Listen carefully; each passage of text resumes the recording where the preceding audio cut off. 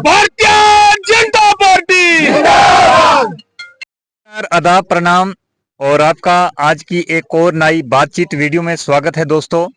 जैसे कि आप जानते हैं कि पूरे जम्मू कश्मीर में सियासी हलचल चल रही है और हर जगह कैंपेन, हर पार्टी का हर अहदेदारन जा रहे हैं, अपना अपना मैनिफेस्टो रख रहे हैं।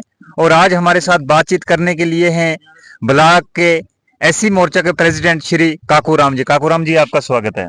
धन्यवाद गिरधारी भाई जी। मैं एससी मंडल बीजेपी ब्लॉक प्रेसिडेंट संगलदान से हूं। मैं आपके माध्यम से ये आम पब्लिक तक मैसेज देना चाहता हूं कि हमारे गोल बनाल कॉन्स्टिट्यूंसी के भाजपा के उम्मीदवार सलीम भट्ट साहब, उनके हक में वोट देकर भारी अक्षर से उनको कामयाब करें, क्योंकि सेंटर में हमारी नरेंद्र भाई मोदी जी की सरकार है और आने वाली जो सरकार है भाजपा की, जम्मू कश्मीर में भाजपा का सीएम आएगा और आने वाली जो सरकार जम्मू कश्मीर में है हमारी बीजेपी की सरकार आएगी। और मैं अपनी तमाम बलादरी से, ऐसी बलादरी से, खास करके मैं ऐसी का मंडल प्रेसिडेंट हूं, मैं अपनी ऐसी बलादरी से ये खासकर मोदबाना अपील करना चाहता हूं कि आप लोग बढ़ चढ़ कर हिस्सा लीजिए और अपने पोलिंग बूथ पे जाके भारी अक्षर से भारतीय जनता पार्टी के हक में वोट दीजिए। इसी में आप लोगों का भलाई है और आने वाले टाइम पे आप लोगों का कोई काम नहीं रुकेंगे। जैसे कि अभी नरेंद्र भाई मोदी ने जो भी स्कीमें निकाली अवाम गरीब तक पहुंचते रही, जैसे कि हर साल 6,000 मिलता है। मुझे लगता नहीं है कि किसी का 1 रुपया भी कटा होगा, क्योंकि सारा ऑनलाइन सिस्टम है। हर एक गरीब के खाते में वो 6,000 आता है। कोई भी स्कीम नरेंद्र भाई मोदी जी ने निकाली तो हर घर में, हर गरीब के खाते में पहुंचती रही। जैसे मकान का मसला है तो हर घर में पक्के मकान होंगे, हर कुंबे में पक्के मकान होंगे, हर चौरस्ते पे पक्की सड़कें होंगी। बहरहाल हम लोग थोड़े ऐसी बलादरी के लोग पीछे दबे हुए हैं, क्योंकि हम यहाँ से जो कैंडिडेट जिता के भेजते हैं वो किसी दूसरी पार्टी का होता है, क्योंकि हमें इस वजह से दबाया जाता है। हम मेरी तमाम गोल बनाल कॉन्स्टिट्यूंसी से ये परजोर अपील रहेगी कि आप सलीम अहमद भट्ट साहब का भारी अक्षर से वोट डालकर उनको कामयाब कराएं, ताकि आने वाला वो असेंबली में जाए तो हमारे हर एक काम निकलेंगे, क्योंकि सेंटर की कोई भी स्कीम आ रही है हर गरीब तक पहुंच रही है। इसलिए मैं अपने पोलिंग बूथ, जैसे कि पिछली बार हमने अपना पोलिंग बूथ बराला से टॉप किया था, मैं पूरे मंडल संगलदान से, गूल से, बनाल कॉन्स्टिट्यूंसी से सबसे अपील करता हूं कि अपने अपने मंडल मजबूत कीजिए। अगर हमारे मंडल मजबूत हो जाएंगे तो हमारा कैंडिडेट भारी अक्षर से जीतेगा। और मैं इसी से अपनी बात रुखसत चाहता हूं। 1-2 नारे लगा के एक चीज पूछना चाहता हूँ। आज से पहले आप किस पार्टी के सपोर्टर थे? इससे पहले 2014 से पहले मैं कांग्रेस पार्टी का सपोर्टर था, क्योंकि जब 2014 से हमारी भारतीय जनता पार्टी की सरकार आई, उसके बाद हम भारतीय जनता पार्टी के साथ जुड़े रहे, क्योंकि जो काम भारतीय जनता पार्टी ने किए वो आज से 70 साल किसी सरकार ने नहीं किए। अच्छा, ये चीज बताइए कि आपको कांग्रेस पार्टी ने कोई ऐसा ओहदा दिया था कि यहाँ खास करके ऐसी बिरादरी के शायद 200 से 300 घर हैं, तो उनके लिए, उनकी आवाज को बुलंद करने के लिए क्या आपको उस पार्टी की तरफ से कोई ऐसा ओहदा दिया गया था? नहीं, मुझे कोई ओहदा नहीं दिया गया था।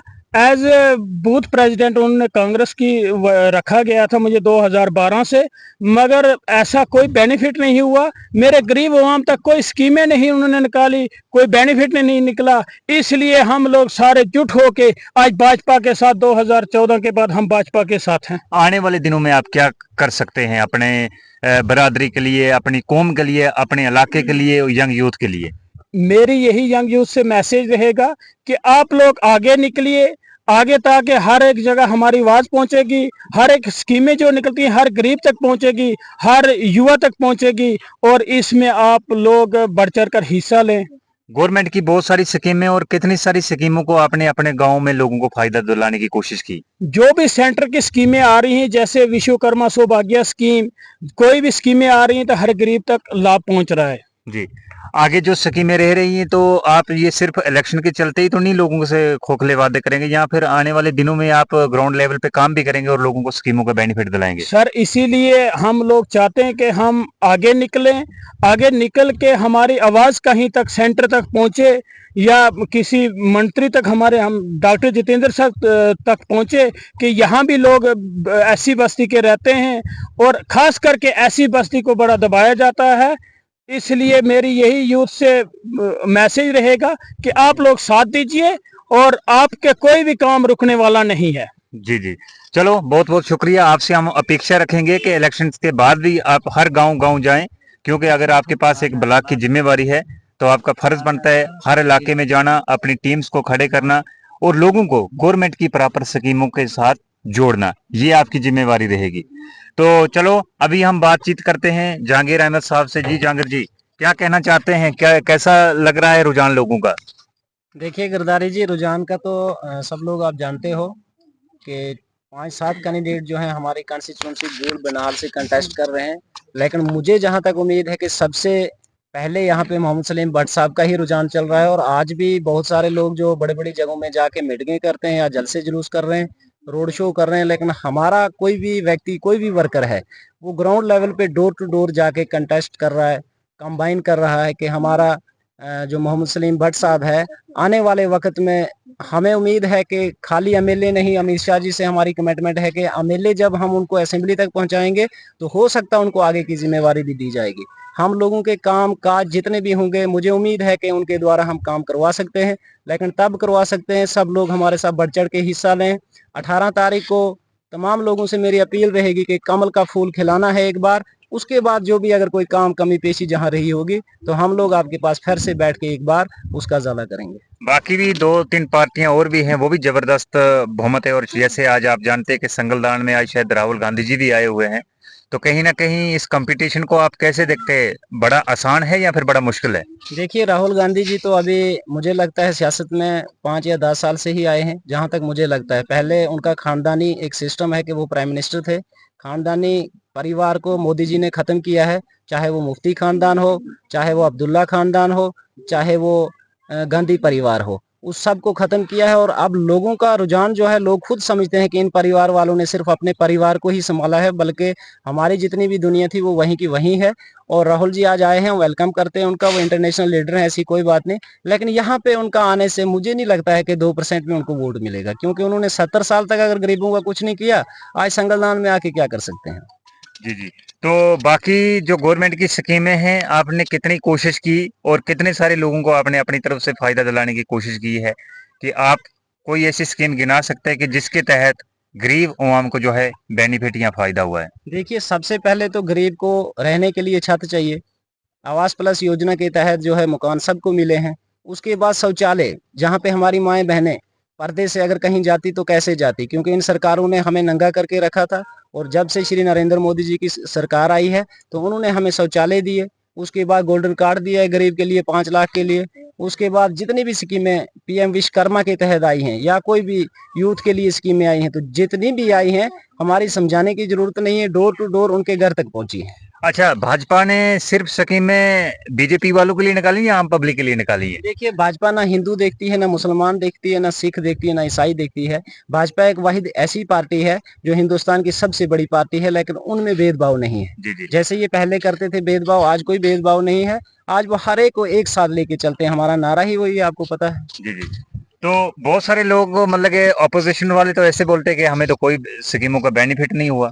देखिए, जो अपोजिशन वाले हैं, मुझे लगता है जहां तक कि सबसे ज्यादा फायदा उन्हीं को ही हुआ है, क्योंकि भाजपा के जितने भी वर्कर हैं, हम अपने घर के लिए नहीं सोचते, लेकिन किसी गरीब का सबसे पहले सोचते हैं। जी, चलो बहुत बहुत शुक्रिया। और लास्ट में क्या कहना चाहेंगे? लास्ट में मेरी अपील रहेगी गोल बनाल कॉन्स्टिट्यूंसी से कि जितने भी मेरे माइनॉरिटी के लोग हैं, एससी के या एसटी के, ऑल ओवर बात करता हूं, आप सब लोग एक बार हमें भी आजमाइए। अगर 50-50 साल आपने हर पार्टी को दिया है तो 5 साल के लिए हमें भी देख लो कि हम आपके काम को सर अंजाम दे सकते या नहीं दे सकते। चलो बहुत बहुत शुक्रिया जी। मोहनलाल जी, आप बताइए, आपके पास क्या पार्टी की तरफ से जिम्मेवारी है? मैं भारतीय जनता पार्टी से युवा मोर्चा मंडल प्रेसिडेंट हूँ, मोहनलाल जी। जी, तो मंडल प्रेसिडेंट आप किसी मोर्चा से हैं या फिर बल्कि जर्नल में हैं? मोर्चा से हैं, ओके। युवा मोर्चा से। अच्छा, युवा मोर्चा से। तो आपने युवा के लिए कौन कौन से कदम उठाए और कौन कौन सी चीजें आपने युवा के बारे में, और युवा के बारे में आप क्या सोच रखते हैं? युवा के बारे में तो यही सोच रखते हैं कि आप सब लोग बखूबी जानते हैं कि गुंडों को कमर तोड़ने का काम एक ही वैध है, जो भारतीय जनता पार्टी है। और अब सब लोग जानते हैं कि जितने भी गुंडे, ये दलाल लोग थे, पहले की सरकारें भी आई यहाँ पे जम्मू कश्मीर में, उन सरकारों में भी कब्रिस्तान और शमशान घाट और जेल के खजाने भरे गए थे। आज तो ऐसा नहीं हो रहा है। हमारी यही पब्लिक से, युवा से रिक्वेस्ट है कि आप भारतीय जनता पार्टी का साथ दें, भारी अक्सरात से उनको जिताएं। भारतीय जनता पार्टी की जीत हम सब लोगों की जीत है। बाकी आप आने वाले दिनों में अपने युवा के लिए, आप एक नौजवान हैं, और आने वाले नौजवानों के लिए आप किस तरीके का कामकाज करेंगे?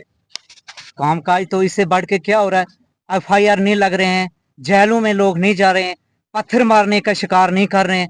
पहले की सरकारें तो पत्थर मरवा रही थी जम्मू कश्मीर में, पहले की सरकारें तो कब्रिस्तान भरा गए थे, पहले की सरकारों के दौर में जहर खजाने भरा गए थे। अब तो ऐसे काम नहीं हो रहे। इससे बढ़ के काम और क्या होने चाहिए? नहीं, अपने गांव के, अपने गांव के लिए हम जनरल जम्मू कश्मीर की बात नहीं करेंगे।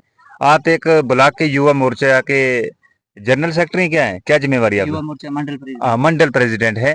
अपने गांव के लिए आप आगे नौजवानों के लिए क्या कदम उठाएंगे? नौजवानों के लिए मेरा यही आदेश है कि जो कदम सरकार, भाजपा सरकार ने उठाया है, आप डिग्रियां कीजिए, पढ़िए, पत्थरबाजी छोड़िए, गलत नहीं, महफिलों हमारे में गांव जाना में छोड़िए। कोई पत्थरबाज नहीं है, नहीं मार रहा है। आप थोड़ा सा मेरे सवाल को नहीं समझे। जो हमारे गांव में है, जैसे बहुत सारी प्रॉब्लम्स है, आप नौजवानों के लिए क्या करना चाहेंगे, कैसे उनको आगे बढ़ाएं? गांव में तो हम लोग खुद बैठे हैं ना, किसी चीज की कमी पेशी आती है, उसको हल करने के लिए भारतीय जनता पार्टी के छोटे से छोटे कार्यकर्ता बैठे हुए हैं, उसका संविधान हम लोग खुद करेंगे। किसी पे कोई ऐसा अत्याचार हो रहा है, कोई भी किसी चीज का, कोई भी ऐसा जाति नुकसान हो रहा है, तो उसका हल हम लोग बिल्कुल करेंगे। बिल्कुल। अच्छा, युवा मोर्चा की आपने कहाँ कहाँ तक अपने ब्लॉक में टीमें बनाई हुई हैं? हमारा दार है, दलवा है, संगलदान है, मौलकोट आ गया। आने वाले दिनों में आपसे क्या उम्मीदें रखेंगे हम? आने वाले दिनों से तो आने वाला वक्त ही फैसला करेगा। नहीं, वक्त का भी किसी का इंतजार नहीं करता। चलो, बहुत बहुत धन्यवाद। तो हमारे साथ थे मोहनलाल जी, हमारे साथ थे जहांगीर सुहेल साहब, हमारे साथ थे काकूराम जी। हम आने वाले दिनों में इनसे यही अपेक्षा रखते हैं कि आने वाले दिनों में नौजवानों के आप बढ़िया से बढ़िया काम करें, अपने गांव को बढ़ाने की कोशिश करें, और खास करके अगर हमारा गांव मजबूत होगा, हमारे गांव के स्कूल मजबूत होंगे, हमारे गांव के बच्चे पढ़ेंगे, तो जाके हमारी जो आवाज है वो आगे बुलंद हो सकती है।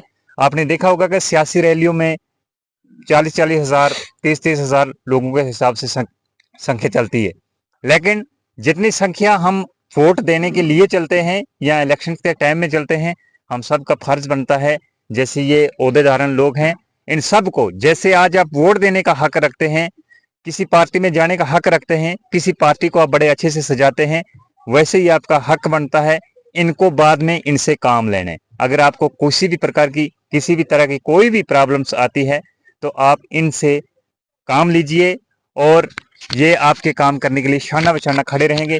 मिलते हैं किसी नई अपडेट के साथ। आप सबका बहुत बहुत शुक्रिया। और